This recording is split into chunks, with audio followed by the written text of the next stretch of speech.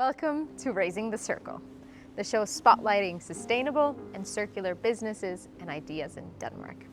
Here, we dive into the minds of the changemakers, reimagining how we live, create, and consume in a more regenerative way. Today's story begins in an unexpected place, the waste streams of our food system.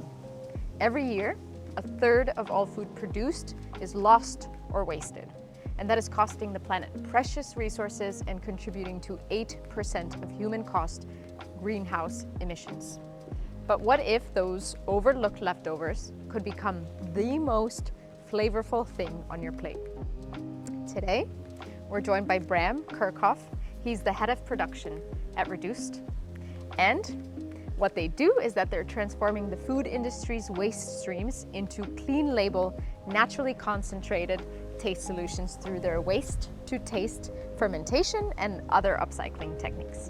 So think of it as the foundation of all the flavor in your ramen, or maybe the finishing sauce in your risotto. And their mission? It's to turn food waste into delicious, clean label, natural tasting solutions while both saving on carbon emissions, energy, and resources along the way. And Bram's journey is just as much about science as it is about taste. He's blending a whole background in gastronomy, food science, fermentation to create these solutions that are both better for people, but also the planet. So if you've ever wondered how surplus mushrooms or chicken trimmings can skip the landfill and end up on your plate in the tastiest way possible, then this episode is for you. So let's step into their office space, into their production space, and go chat with Bram. Thank you for being here, Bram. Excited to chat. So if we could take a little step back into all the different roles that you've played. Yes. So you've been a chef, you've worked with as a professor, as a guest professor, and now you're a product developer with this passion for fermentation. Mm-hmm. Can you share a bit of how this culinary expertise meets technicality and how that helps you innovate at Reduced? Very good question. I think I'm just gonna first focus on this different hats part. When I read it, when you said it, sort of got me to think what did those different hats sort of mean for me? And I think they all came with their own perspectives. I think as a chef, it was very much relating to how do you best transform a specific food and still give its value, or basically represent its value to whoever's dining with you, right? Then as a guest professor, it's basically how do you share this sort of way of thinking around food and innovation in order to create new products with students, or at least, if not a way of thinking, just excite them about what opportunities could be there for them in the future, right?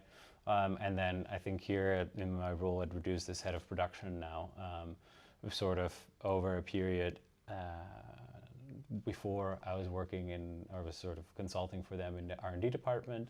Now I'm head of production, but that role came with a lot of sort of scaling up of things from the R&D kitchen to our production site that we visited just now.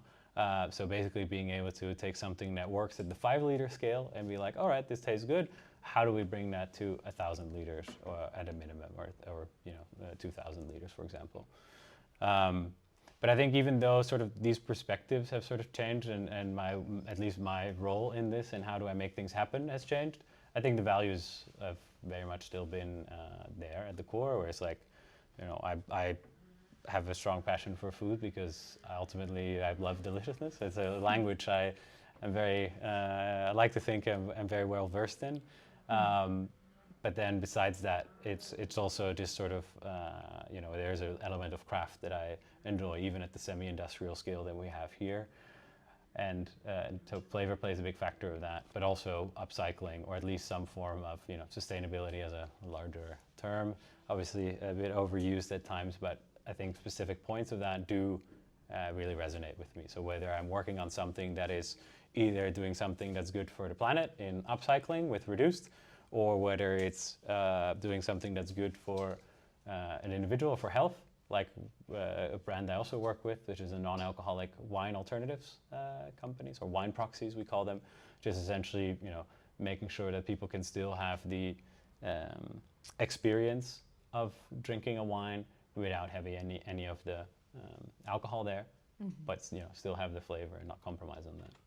So it sounds like innovation, whether it's fermentation at reduced or developing non-alcoholic drinks, it takes this hat or this perspective of bridging product development through the skill set of the culinary and all the different hats that you wear. Yeah. Can you share a bit more of what does that look like specifically here as you're in the production space, and how has that evolved in your role, just to understand what is it that you do? Sure. So I think just to take a little bit of a step back in that, I think I have seen myself very often as a community, as a bridging of science and food, right? And where one thing is craft and one is more meticulously researched, and sort of bringing that together. It's like, how do we translate this research paper into something that we can taste directly, right? For example. What that means in my role here, it's very much like focused on the scientific, but also sort of the operational excellence part of it. Like, how do we get more of this? How do we make sure that we best deliver this type of flavor for our customer? And that means, very precisely, we want to roast the chicken at this temperature and not this temperature, to make sure that as a pre-treatment, to make sure that we don't over caramelize, for example, so it doesn't taste too burned at the end of the process. But ultimately, that is a big part of the job, and it's somewhat intangible in a way of where does the craftsmanship and the scaling sort of meet. But when I really solved that, I probably could have given you a better answer, but that's not where we are yet today. Maybe it's not about solutions in a way. No, exactly, it's true. So it's very much a process. And you mentioned that, your ikigai, what was it, how you put it? Food science meets fermentation. Yeah. And fermentation is a big part of being here at Reduce, right? It's one of the main ways that you create the products that you do. And I'm so curious where the first inclination or the first draw it was for you to into these worlds of science meets fermentation, and then how have you been realizing that they can be tools for solving, for example, now waste streams and these sustainable solutions to something that is wasted? Yeah, sure. So, I mean, I think it's funny, even though I wrote that of food science meets fermentation.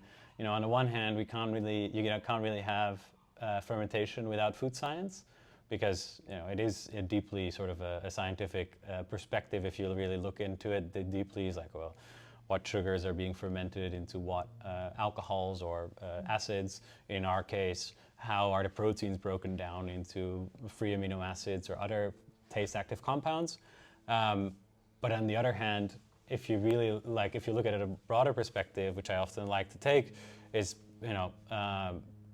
the tradition of using fermentation came before the food science understanding of it, right? So, if you look in Eastern European traditions of pickles, or to the Far East with making miso or soy sauce, that's been around for way longer than we've actually understood the food science part of it. So I often find myself in innovation thinking about, whether it's product development or process development, I often find myself looking at, what's the traditional way of doing that? And I think this really helps with developing something around circularity as well, because, at the core, fermentation is a preservation method, right? So it's ultimately there meant to make sure that you can bring resources from one season to another.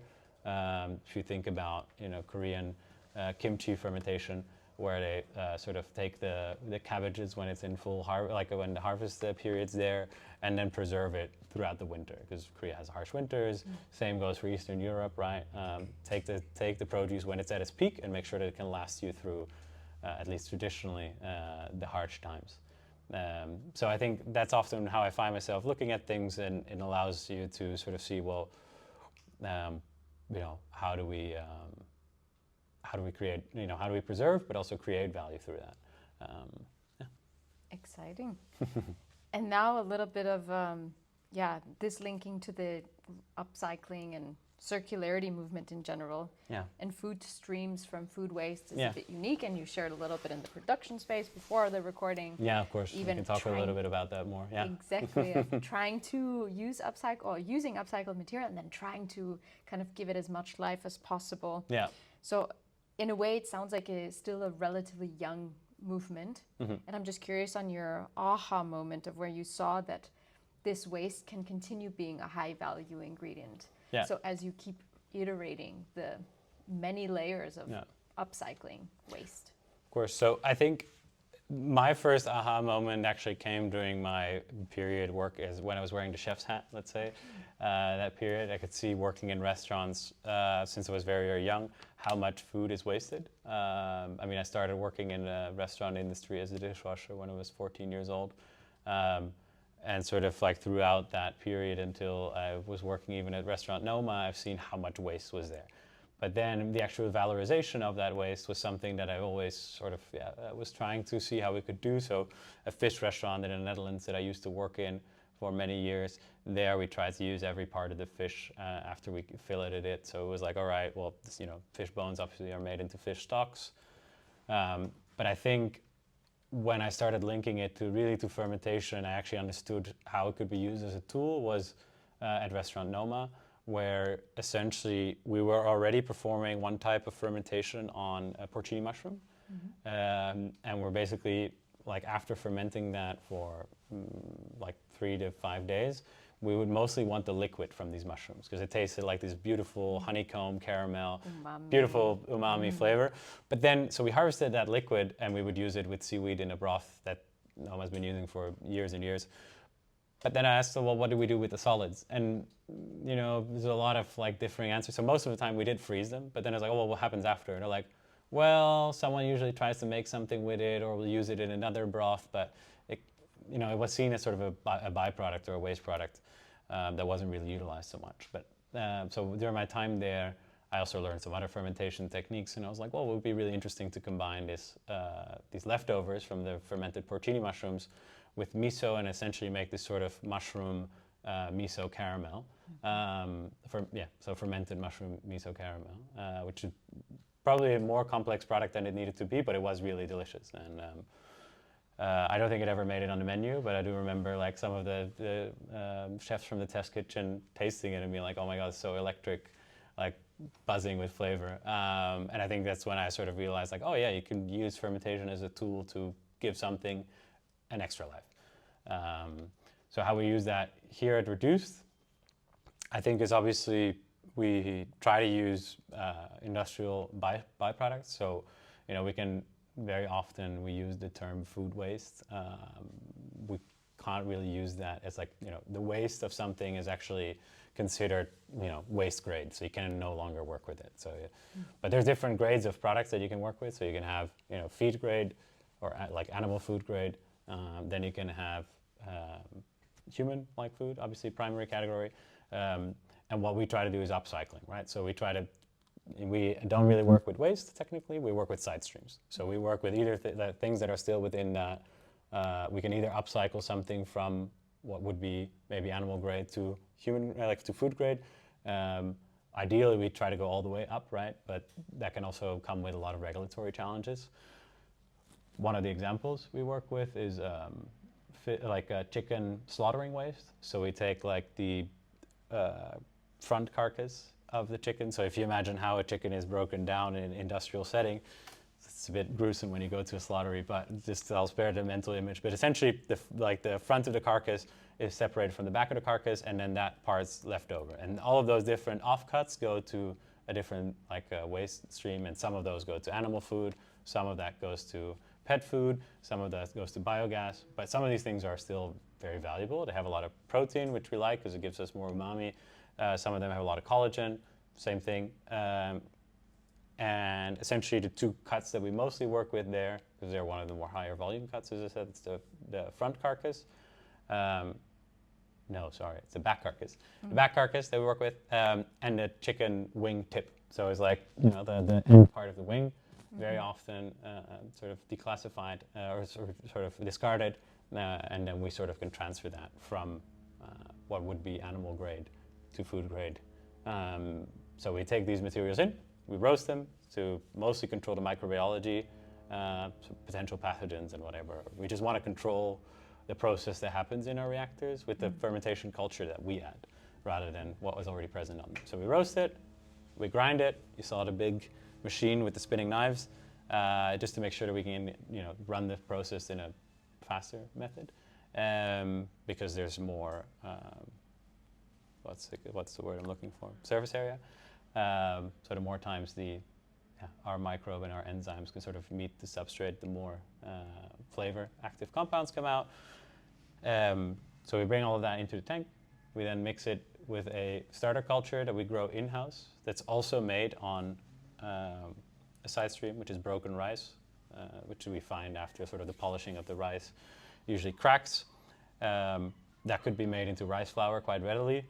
So long-winded answer, but in general, what we do is we try to take, a side stream that we have, we mix it with our starter culture that's usually the same. The ratio of how much of that we add is a little bit different, and then we mix in a cocktail of enzymes, let's say, and that then transform this byproduct, the side stream, into our sort of liquid concentrates that are really high in umami and savoriness, and then that's our product essentially.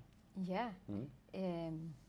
Then I'm really curious about the two main ways that you mentioned, which is koji fermentation and enzymatic hydrolysis. Yes. I'm well done. saying Yes. it right. Yes. And the whole process is this element of waste to taste. Yes, correct. So I'm just a little bit more curious if you could describe what these mean, but also in a way of, how have they become your chosen toolkit? No, of course.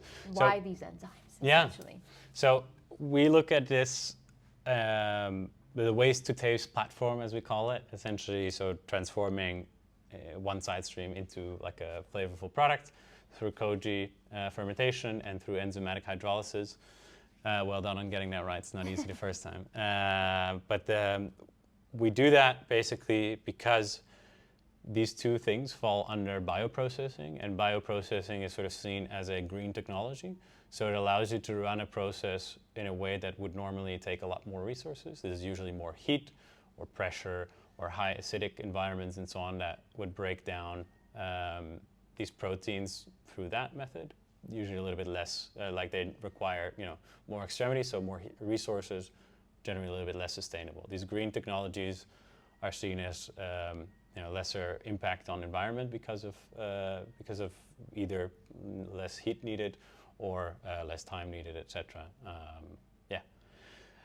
The reason we work with these two particularly, koji actually comes from both myself but also the head of R&D at Reduced used to spend time at Noma. There, they worked a lot with koji, or probably one of the first that I know of in Europe to start working with koji to transform like local produce in a way that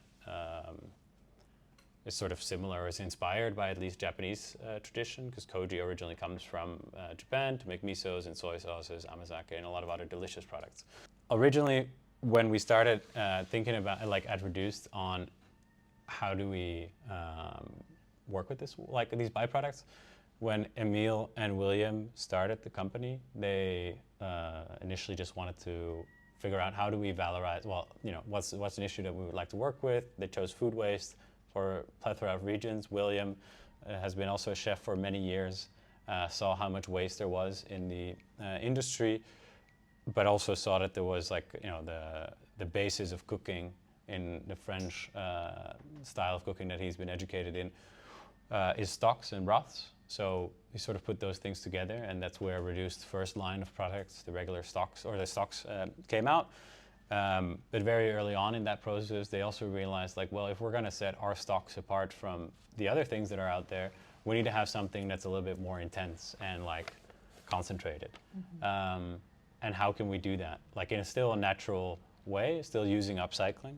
So they found themselves looking at a process, sort of like a modern process of making garum, which was probably initiated by Restaurant Noma or Nordic Food Lab at the time, where you essentially use fish and salt and the own enzymes that are found in the fish in order to make a very concentrated fish sauce. But you cannot use that for every protein source. But what Restaurant Noma was thinking is we would like to make something with products that we find here in Denmark or in Scandinavia. How can we do that? This also sort of coincided with them looking at koji fermentation. And the reason you usually ferment koji is to actually harness the enzymatic activity that is found in this fungus. So without going too far into detail, essentially what you can do is to use the power of this koji to break down, instead of having the fish break down itself, you can say, I'm gonna now take beef and add koji to it. And that allows me also to break down the protein of this beef into free amino acids and essentially make a fish sauce out of beef. And that sort of went on and on. They started making that. And then sort of Emil and William at the time took inspiration from that and were like, oh, well, how could we do that at a slightly larger scale? That's when myself and Lorenzo Tirelli, who's the head of R&D at Reduced, got involved in the project or in the company that is Reduced, and sort of tried to take shape of okay, well, what side streams can we access? How can we make something with these enzymes from the koji, but then rather than having a process that takes a few months in order to ferment and process, how can we make that a little bit more scalable, or at least commercializable? That's not a word. Make it commercially viable by adding some enzymes as well from Novozymes. Why not use one of the biggest bioprocessing companies that in the world that is found right here in Denmark in order to help us along a little bit. Yeah. Mm-hmm. Before we dive maybe more into the side streams, sure. I would love to go back to a little bit of your past. Mm-hmm. It's a question that I like asking everyone a bit. Yeah, sure. How much our upbringing and our cultural imprint makes us who we are. Mm-hmm. So I'm curious of how it was to grow up in the Netherlands, I assume, based on your name and you mentioning the Netherlands. And how was sustainability or this element of resourcefulness exemplified or modeled in your upbringing? Yeah. So I think it's a very good question, and I found myself reflecting on it a little bit when you wrote me on that. And I think, as I said, I started working in restaurants when I was 14, so not quite, early childhood, but still a little bit of child labor in a way. No, very much on my own, own accord. But I think that's where it really started. I think the resourcefulness of well, how can we make more with what we have working in restaurants? I think, before that, I would obviously, with my parents, we would sometimes go out in nature and pick some berries and stuff and make a jam and whatnot to, I guess also preserve the season in that way. But I can't say that the Netherlands are a very, let's say, resourceless society that you have to, really be quite resourceful. So this came more when I was faced with challenges, professionally, even as a young adult professionally, where it was I worked in a kitchen where it was well, this is the budget that we have. How can we try to stretch that? And we looked at, all right, well, let's try to ferment some things with our waste. So if we take some scraps of different vegetables and fruits, blend that with some chilies to make a hot sauce, mm-hmm. that can help a lot. So yeah. It's a bit of creativity. Sure. Yeah. Along Exactly. the way. Yeah. As a team. Mm-hmm. And now a little bit back to the side streams, sure. just to get a better understanding of what is it that you're working with, and maybe a little bit of what are some unconventional side streams are you exploring, and how is that going? So we are exploring continuously. I think as a startup, we're obviously looking to innovate continuously and seeing where we can find the next, let's say, next key to turn. But right now, what we mostly work with, and then we'll dig into the more fun ones later on. Mm-hmm. What we mostly work with, as I mentioned, is this broken rice. So this comes from Italy. By European law, you're allowed to put up to 10% of broken rice in your packaging. A lot of finer producers don't want to do that because they want to have quality. But still, this broken rice still tastes fine. Maybe has a little bit of a different cooking profile that we can work with. We're all a lot of the people here at Reduced have a chef's background, or at least are well versed enough in cooking that we can work with that, and it still works perfectly fine to ferment with. Then we work with the slaughtering waste of the chicken. I won't spend more time on that, unless the gun's gonna get cut out. No, I'm joking. No. So chicken wings, yeah. And then we also work with the one that I actually find quite interesting is all the ready-to-eat salad and apple slices and all that stuff that you can find in the supermarket. Wasted so much, right? So, yeah, but also, if you think about, there's a processing facility that cuts all of this, right? So they take carrot, let's say, and they're going to cut off the top and cut off the bottom so that it can go through their machine, and they're going to peel it. So, and then all of that, then that carrot can go through the cutting machine, and it gets thinly sliced, and you use it in your salad, and it's great, convenient. Then what still is left over is obviously the carrot top and bottom and the peels. So we actually use those in the same facility. They process the apple slices that you find at places like 7-Eleven or other shops.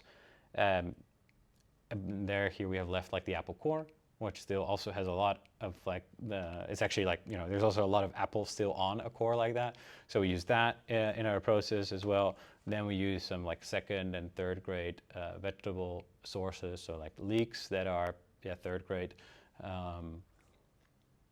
Stuff like that we work with. Still for human consumption. Yeah, right? exactly. Yeah. So the grading is still there, but I think once something moves down from grade 1 or grade A to grade B, the quality difference is quite a lot, and that usually means that it's not going to go to your wholesalers or to your grocery stores.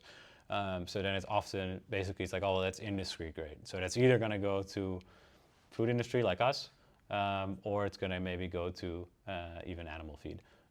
Just because it can also be that these, like for the carrots, for example, you also have A, B, or first, second, and third grade. It can be that if they're very shape is very different from like the regular grade, it might mean that specific processing equipment can't handle it. So then it's like, oh, well, I'm not going to put that in the machine, so might as well. That's a class B that needs to go somewhere else.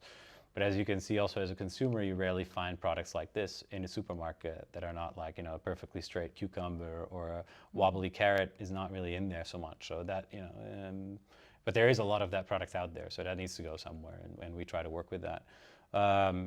Then I think one of the products that I really like that we work with is the shore crab. So this is because it's an invasive species in the Nordics here.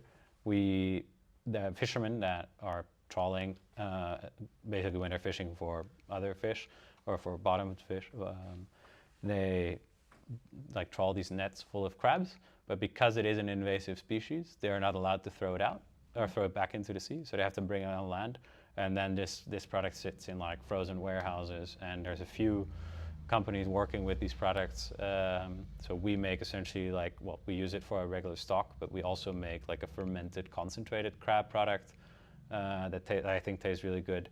I know that there's another company that's actually using some different processing in order to make it available in the feed industry as well.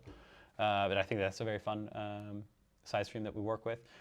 And then on some of the new stuff that we're exploring, we're working on some byproducts from chickpea production, also in Italy, and other legumes. We have a partner there that we work with that has some stuff that we're like, oh, that'd be fun to explore. Then we're also working with a big company that I can't really name, but we work with basically, we're trying to work with the shrimp shells that they have, or shrimp waste that they have, and trying to turn that into like a very intense crustacean. Like broth again, yeah. Okay. Before we dive into everything, I have an idea. A friend came who, he was like, can you tell him about this? About coffee bean chaff? Yeah, coffee chaff, yeah. Coffee chaff. He works in a roastery, and he was like, we have so many and we don't know what to do with it. Yeah. So maybe it could be your next unconventional. We actually have tried to work with that. Yeah. It has been something that is, was on the list to explore with, because it's really high in nitrogen, which can help with some of the flavors that are there. But the very challenging thing is that, like, the coffee roasteries, essentially because this chaff is so thin and easily they collect it as it's roasting and so on, but they have to spray it with water so that it doesn't catch fire. But that also means that it makes it highly spoilable.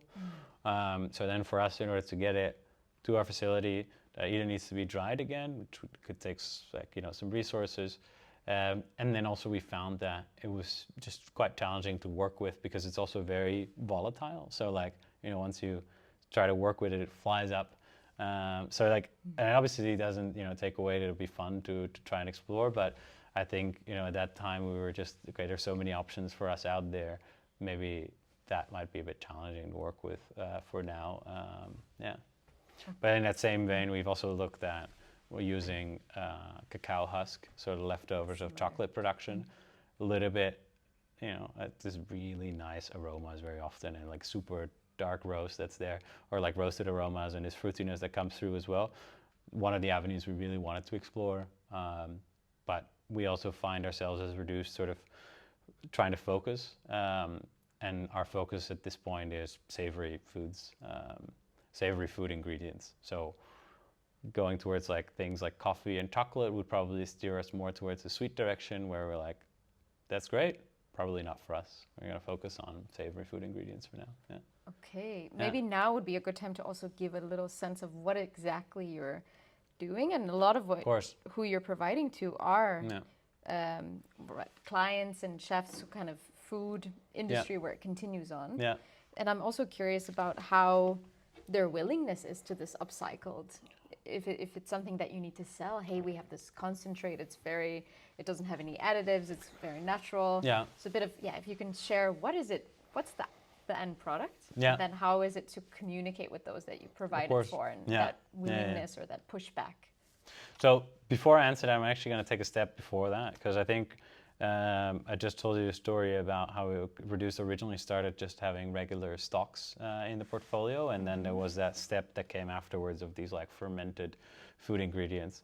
And when we developed those at the time, we very much recognized like, okay, well, we're pretty good at making these things taste good, and we're pretty good at showing how you use them, but it's not necessarily on us to try to do some sort of like, or it wasn't necessarily our best skill to do consumer education, because I think this may be a little bit of a controversial statement, but I usually use it. I think Denmark as a nation is limited in how much they cook at home, let alone with ingredients that they don't understand. So we found ourselves with quite a novel product, where we basically were like, oh yeah, it's kind of like a fish sauce, but made out of chicken or out of mushroom soy sauce, blah, blah, blah. And it became so much more like this communication thing, where we're like, well, if we want to focus on what we're good at, which is actually making the product, maybe we should not have it be a consumer-facing brand as much, and more shift towards business to business. So get this product in front of people like us that might understand this product a little bit better. So this being, okay, how do we get it in front of chefs? How do we get it in front of product developers? So that sort of was a transition that we've undergone over the last year or so. And so now we find ourselves like in front of people that understand these products a lot more.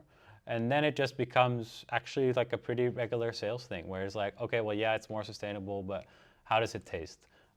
Which is always the main driver. So it's like, if it doesn't taste good, no one's gonna really get it. Like that's like continuously comes through, not just from our experience, but just in research. Like taste is simply the primary motivation to buy something or to use something. But then let's say it tastes good, which I think it does. Then it comes like, well, what does it cost, and how does it compare to a competitor, for example? And I think here using upcycling, allows us sometimes to actually put things at a lower price because our raw materials are a little bit cheaper. On the other hand, our labor at a scale that we are today is a little bit pricey. So this is something that we're trying to balance, of course. But to the chef, it's like, well, okay, so it tastes good. Cost is like, maybe comparable. And then it becomes, well, what's then the cost in use? So can you because they're concentrated products, how much can you essentially dilute them in the final product? So if you say, I think you can say that our products can also function as a broth when you dilute them with water. So it's more like, okay, well, maybe the competitor product that is, Knorr bouillon powder, you dilute 1 to 10, I think. If we can at least match that dilution ratio, then chefs are like, all right, well, this sort of makes sense for us. And then there is obviously chefs and caterers, hotel chains and so on that are looking at the sustainability angle, and they're like, upcycling sounds interesting. They're soon to have to meet certain CO2 emission quotas and so on. So then choosing something where we're quite, I think quite upfront about how much emissions are associated with our production of the product. So I think this is something that always sticks with me, is if you're doing something with upcycling, especially in the food space, you better focus on it tasting good, because otherwise you're actually working against the upcycling movement, because people will just not try upcycled products again. And the other is, well, are we actually doing something that's good? Are we not just putting in more resources in order to reuse this product than would otherwise be used in other industries? So just to give a little bit of context there, I think we saw trying to explore like different like meat industries of like trying to find side streams there. They're actually pretty efficient in how that like whole chain works, which was a surprise to me. But it makes sense. Like so much resources go into raising cattle that if you then slaughter, then all of that needs to go to different uses. So whether it is human grade, we have a lot of different uses of offcuts already, right? Like sausages and things like this, or hamburgers. And then you have your broths and stocks and things like that. And then you have the bones and other things going towards, or you have leftovers of that going to animal feed again, or biogas.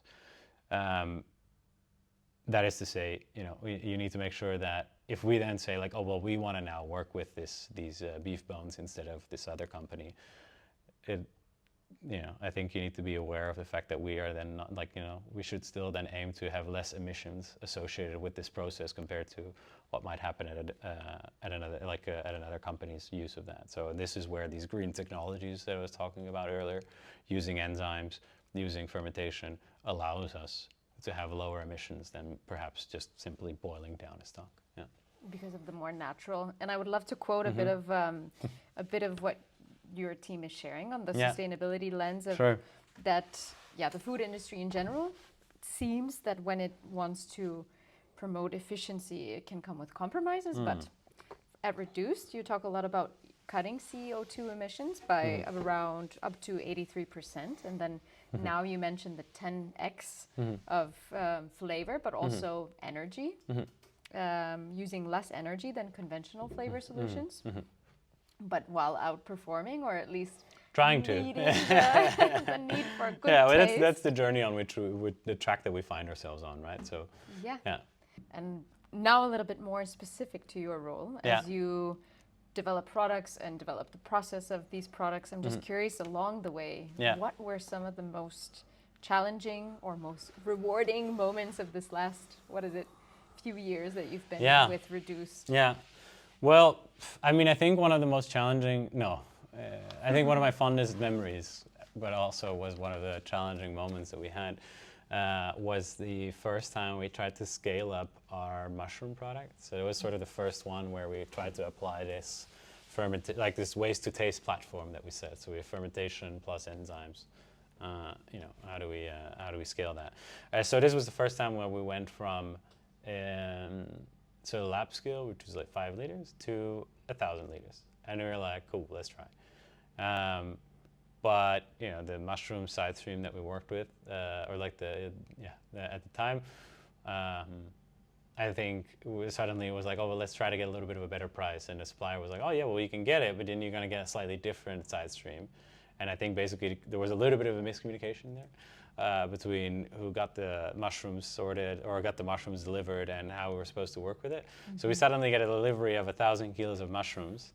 But it's not really mushrooms. It's like, it's kind of like the mycelial root, if you want to call it, of the mushroom, with some of the caps as well. So with the stem, essentially. Yeah, but that's like how the stem root also sits like in the soil, actually. Okay. So then we suddenly have this thing, and we're like, oh, let's try to, and we didn't want to waste it because it was the first time we did it. Looking back now, we probably would have been like, yeah, well, let's try this again with actual side stream that we're counting on. But what we did instead, the company was about 15 people at the time, no less, 12 people at the time, and we were basically. Now we are 33, I want to say, 34. I recently hired a student to help. So it was 34. At the time, we were 12 people, and basically 10 of those spent their entire working day and longer than working day. So I think we were there at 8 in the morning until at least 8 or 9 in the evening, cutting the dirt from these mushrooms in order to make sure that we could at least use something. That was it was a pain in the ass to do, but it's still now, I think, one of the best memories I have of like being there with the whole team, loud music, cutting mushrooms.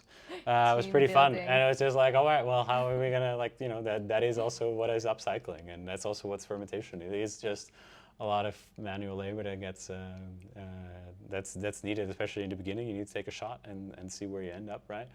And how is the product? the product in the end actually, well, flavor-wise, it was like good, not as good as we wanted, but in the end, I think we actually had some sort of issue with shelf life on that, so we couldn't really use it after like 2 or 3 months. But it was a good experience, so I think that's what was the value perhaps of that product. But then we learned, and then the next times we did it better, and we used side streams that are a little bit easier to work with perhaps. But yeah, so it's really figuring out like what thing, and like some of these things we need to figure out because we're a small startup, and it's like, for example, like one of the things that's also like hard is like the amount of physical labor that's sometimes involved in our production. It is purely because we don't have the luxuries of certain like conveyor systems or being able to more sort of semi-automatically move things from one place to another. Or it can be essentially just a manual cleaning that's associated with it. So this tank of chicken product that you saw, had we, like, you know, in our next plant, for example, we would design the tank slightly differently so that we wouldn't have so much of a challenge with the amount of bones that sediment in the tank. Now it's simply a process of like, okay, well, we take the liquid out from the top instead of from the bottom, and then we can unscrew and get rid of some of these bones and more manual cleaning. But I think it's also part of it, and I think a lot of it is like, oh, well, we are doing something that is worthwhile, and that's why we're willing to put in the work, right? So even though you are a small company, let's say, and startup-ish, this year you were named, what is it, the Fast Company's Most Innovative Companies of 2025, alongside IKEA with its goals for 2030, and Liquid Death, which I did a case study when I was in my master's. Oh, great. Nice. And Duolingo. So I'm curious to explore of how that spotlight has shifted both opportunities or people reaching out, or maybe new challenges that are arising from this new title. Congrats. Thank you. I think, you know, had I not been me, but our CEO Emil, I would have probably had a better answer for this for you. But no, I do know that it actually has helped us open a few doors, especially. You know, we're obviously looking at expansion beyond Denmark as a market. Have already been sort of dabbling a little bit in Scandinavia and the Netherlands and DACH or Germany, like Germany or DACH region. But you know, there's also this looming, or not looming. There's also this interest in the US as a market. You know, I think always when someone from the US tastes or sees the products, they're like, when can we get this? The label is so clean. Which is one of our values, right? We want to make sure that we make actual food products that are made with food. And I know that, you know, enzymes and so on sound scary, but they're not. They're still just like very natural processing methods, right? So, but the labels are far cleaner. We don't use stabilizers. The only way that we have preservation of our product is using heat and salt. So there's a whole market there where we really like to access. So I think having been part of this most innovative companies list, we've been able to open at least a few doors for conversations with you know, larger companies that might help us enter new markets, whether it is the US, whether it's Canada, whether it's Switzerland, whether it's Spain, also one of the markets we're talking to. And it's just like, we've gone from being able to access some of these things here, and maybe with a lot of effort trying to get into contact with some of these larger companies. Now it's been like, actually reach out to us and being like, hey, you guys are doing something interesting. How can we make this happen? So that's been it's been a good way to open doors. Credibility helps open those doors. And then I'm curious on the lens of fermentation, which has been around for thousands of years, and it's a very natural process, low on energy consumption.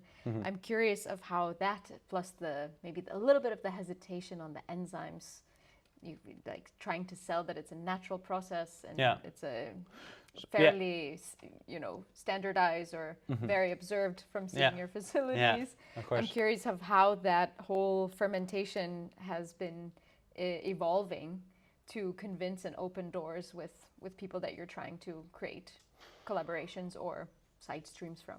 So I think like, fermentation is also, even though it's been around for thousands of years, it's also sort of re-emerged as a hot topic over the last, 10 years or something. Noma, but also just in bioindustries, right? There's this whole thing around precision fermentation for, as we mentioned earlier, like alternative dairies, basically making, not having like a oat milk thing, but actual cow milk made in a reactor rather than like in a cow. So those things are ongoing, and there's just a lot more knowledge about this biotechnology nowadays, which sort of, we've gone from a place where this type of biotech is only used in the pharma industry to now having this type of biotech also available to other life sciences such as food. So it's allowed other companies to scale things using fermentation a lot more. Again, more green technology. And we sort of find ourselves with that same sort of trend line of like, oh, fermentation's kind of sexy and it works well. So it's like, it is a natural way of processing byproducts. In our case, we also just think it tastes really good, and that's still the main driver is why we do it. I think like we could probably, and we have tried it in the past, is like, well, what if we take out that fermentation component and just keep enzymatic hydrolysis? And it just doesn't taste as good. We simply lack some of the aromatic complexity that the koji would bring. Because I think in our products, there's a balance of how much these enzymes of the actual koji itself play a factor, and the enzymes that we add. But a big part of the contribution is also, the sweetness that we get from the koji rice and the aromas that are there as well. Yeah. So it sounds like even though it's B2B now, there's still this element of how do we communicate, and maybe going on the piggyback of fermentation is sexy now. Yeah. I'm curious of your perspective in perhaps the whole industry that you're working with on the biggest barriers that keep you from being B2C and getting upcycled or low impact ingredients into consumer interactions. So I think it'll probably, like, my answer would be a little bit split here for whether it's like more consumer facing or how I would see it scale in like a B2B trajectory. One very obvious one is sort of regulation. So it's like, there are certain things that are like, oh, well, if you work with these side streams, they can be considered a novel food, which means that it wasn't consumed prior to May 97. It's a very specific European Union regulation of novel foods, and if something like wasn't consumed as a food or traditionally consumed as a food, it's considered novel food, and it needs to pass certain approvals and so on. A lot of work, especially for small companies like us. So that's one thing that I think can be a barrier. But I think if we look at the consumer side of things, I actually think that consumers are very willing to try things that are upcycled. And I think, I know that you've also spoken to Eat Wasted here in Copenhagen. If you look at sort of the traction and enthusiasm that they've gathered around their brand, it shows that people want this stuff, or at least are interested in it. But especially in Denmark, which I think I should focus on here, is one of the blockades can be that what's it called? Is it the categorization? No, the category managers in supermarkets. Okay. So it's basically, but they have a very specific, like, oh, this is what our customers want and this is what they don't want. But they're very, it seems offset with what the actual consumer demand is, right? We are in retail, limited because it's not our, primary focus. We have some products in menu stores around Denmark. It's because we do distribution to food service through the wholesaler, that's Dagrova Food, who owns Menu. But this has also been a sort of a discussion that I've had with other brands that I've been a part of, where we just simply meet sort of a block once we're ready to go into retail. So we have to go through other types of shops, and then sort of the public facing of your brand goes a little bit down. Now we are bringing it to the listeners of your flavor hack. Yes. You could give a practical thing that we can do with maybe our leftovers, our own byproducts, side streams at home. So one I already mentioned briefly throughout when I was working in the restaurants that I really liked is when you take leftovers. So it can be like your bottoms and tops of tomatoes, or like tomato core that's a little bit more chewy. So you save those a little bit and either put them, keep them in your fridge for a while and take some other vegetable cut-offs, for example, bell peppers or whatever. And you just put those with some chilies and some salt, 2% salt. So you essentially make like a sauerkraut out of this mix of vegetables. So you just, take your vegetables, add the salt, 2 to 5%. And then you put it in a jar with a lid on it so that there's no oxygen. And then you blend that up into a hot sauce. That's really good. Yep. I'm a fan of hot sauce. For those that are a little bit more challenged on the spice levels, there's another great little flavor that you can make that I like a lot. Is basically you take banana peels. After you leftover banana peels, you take some stale bread. You make you make a regular caramel with sugar. You caramelize it. You make it nice and dark. You let the bread soak in some cream for a little bit to make sure that it goes a little bit softer. And then you use a high-power blender or a food processor or something that you have to blend all of those things together. The peel and the bread. So you take your caramel. It's still warm. You've finished it. Then you put in your banana. No. So it's sugar in a pot with a little bit of water. You let it sit until it becomes brown and starts to smell like caramel. And you're like, that's going to taste good. Then you dump in your cut peels. You then, after that stops sizzling, you then put in your cream and your bread mixture. And then you basically want to do that about 2 to 1 to 1.